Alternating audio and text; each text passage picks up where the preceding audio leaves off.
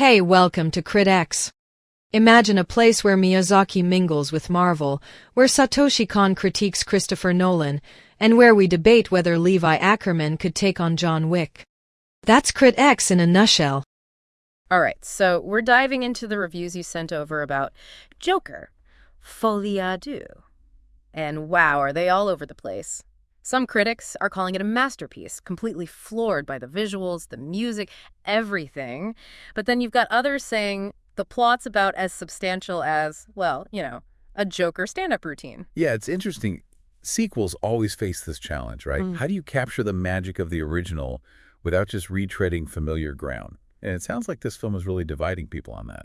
Yeah, some of these reviews are even saying it feels more like a spin-off than a true sequel, leaning a little too hard on those familiar elements from the first film, courtroom scenes, those intense interview segments. It's that constant tension with sequels, isn't it? Yeah. Trying to find the balance between giving fans what they loved the first time around while also pushing the story forward, doing something new. For sure. Like, are you going to order your favorite comfort food, or are you going to try that new dish with, the ingredients you can't even pronounce? Right, and there's a time and a place for both, I suppose. Definitely.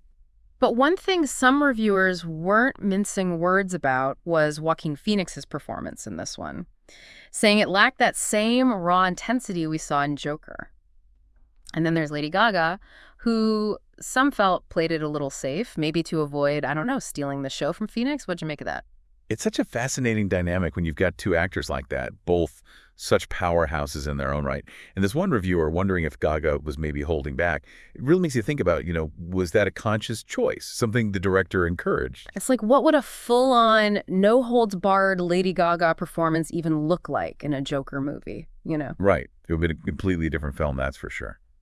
Makes you appreciate the director's vision, how casting choices really shaped the final product. And speaking of the director, one review called the cinematography outstanding said it was emotionally resonant, which, that's a pretty powerful statement. But then they went on to say the storyline felt flat, like watching a rerun you've seen a million times before. They even compared it to Todd Phillips's work on those Hangover sequels, which, ouch. Yeah, not exactly a glowing endorsement, but it does make you wonder, does a director's style, even if it's visually stunning, always work with the story they're trying to tell? It's like a chef who can plate food like an artist, but, maybe their flavors are getting a little predictable. Exactly. Presentation's one thing, but at the end of the day, it's got to have substance. For sure. And speaking of substance, or maybe lack thereof, some reviewers weren't sold on the new characters. They thought Harvey Dent felt kind of shoehorned in, and even though Lady Gaga's Harley Quinn, she killed it performance-wise, but they didn't feel like her character was really woven into the story all that well. Yeah, bringing in new characters to a sequel, it's such a tricky thing to get right. Yeah, it's like you're trying to add a pinch of salt to a dish, right? But if you add too much, suddenly you've ruined the whole thing. Did any of the supporting characters really work for you? It's a great way to put it. Right. And to be honest, not really. It's that fine line, isn't it? Yeah. You want those new characters to add depth, to complicate things in an interesting way. But if it feels forced, then it's just, distracting. And speaking of distracting, we got to talk about the musical numbers. A Joker musical, that's a pretty bold move. Some of the reviews you sent over were really into it, but others, not so much. It's definitely a choice. And it speaks to the power music has in film. Think about it. The right song can completely change how you feel about what you're watching. Amplifies the emotions, maybe adds some subtext, could even make you see the characters in a whole new light. Oh, for sure. One review actually said they loved how the musical numbers played into that idea of escapism for Arthur, which I thought was pretty insightful, but they weren't sold on the actual song choices. Another one questioned whether it was more style over substance, is the music really serving the story here, or is it just there for the spectacle? What do you think? That's the question, isn't it? With any musical, really. It can't just be about having a catchy soundtrack. It has to deepen the story somehow. Right. Like if you took the music out, would it still be compelling? Or would it feel kind of empty? Right. It needs to be essential to how the story is told. It's funny. One review said that the musical numbers were actually the most engaging parts of the film, that they offered these moments of, relief from what they called a pretty predictable plot, which makes you wonder, was the music kind of carrying the weight of the whole film? That's an interesting take. Like, maybe the music is doing a lot of the emotional work because the plot itself is lacking a certain, depth.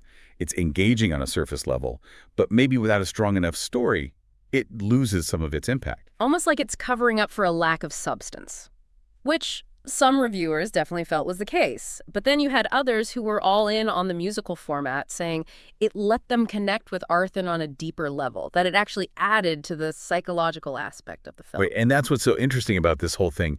You've got these completely different reactions to the exact same creative choice. Some people see a gimmick, while others see it as like the key to the whole thing.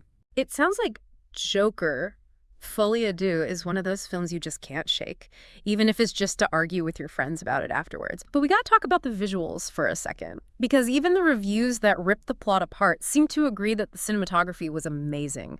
Do you think there's a connection there between the visual style and the decision to go with the whole musical thing? Like, is the director using both to create a specific kind of experience? That's a really good point.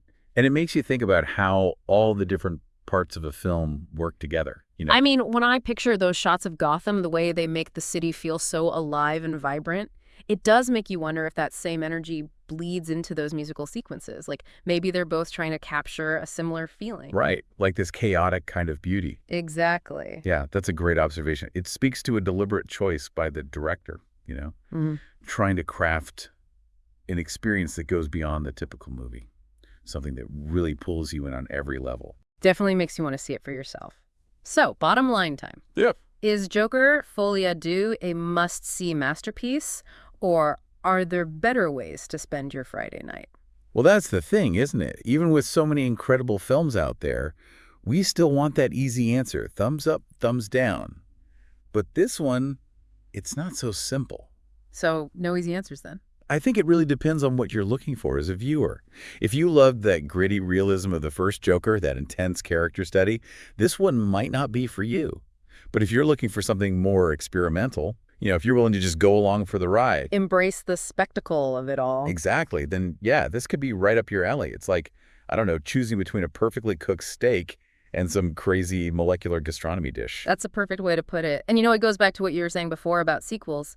This film almost feels like it's trying to break free from all that. Like it's asking, can a Joker movie be a musical? Can it be this visual opera? Wow. And whether it succeeds or not, well, that's up to each person to decide. Right.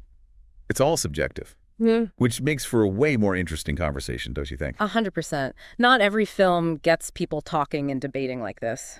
But there's one last question I gotta ask. Where do we go from here? If you were the one writing the next chapter in the Joker's story, what would it look like? Would you dive even deeper into that darkness, or is there a way to find some kind of redemption for a character like that? That's the million-dollar question, right? I mean, people have been wrestling with that idea for centuries. Can someone who represents chaos, who thrives on anarchy, ever truly find peace? Or is that just fundamentally impossible? And is it even fair to expect redemption from a character like the Joker? Maybe the best stories, the ones that really stick with you, aren't about finding easy answers. Maybe it's about exploring those messy, complicated parts of the human experience, even when it's uncomfortable. Yeah, embracing the gray areas. That's what makes it interesting. Well, you've definitely given us a lot to think about. It sounds like Joker, Folie à Deux is more than just a sequel. It's an experience. It's a conversation starter, a cinematic Rorschach test. So to everyone listening, if you're looking for a film that will stay with you long after the credits roll, this just might be the one. Grab your popcorn, find a friend who loves a good debate, and give it a watch. We'll be right here waiting to break